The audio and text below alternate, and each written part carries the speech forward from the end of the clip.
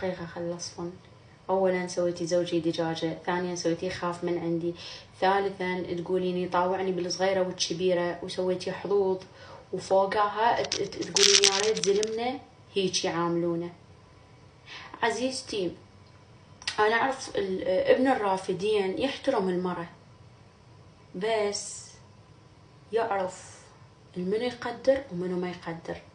لأن إذا اجي قدر وحدة مثلك راح تسوي يخاف من عندك، ودجاجة حتسوي. فابن الرافدين مستحيل يحط نفسه هيجي. فلذلك ابن الرافدين يعرف شلون يتصرف وياك، هو يعرف ينطيك حجمك. هاي واحد. ثانيا والله العظيم الشغلة رزق، اقسم بالله حسب انتي شنو موجود بقلبك الله يرزقك عليه. على نياتكم ترزقون، بس تكون نفسيتك نظيفة ونيتك طيبة وصافية.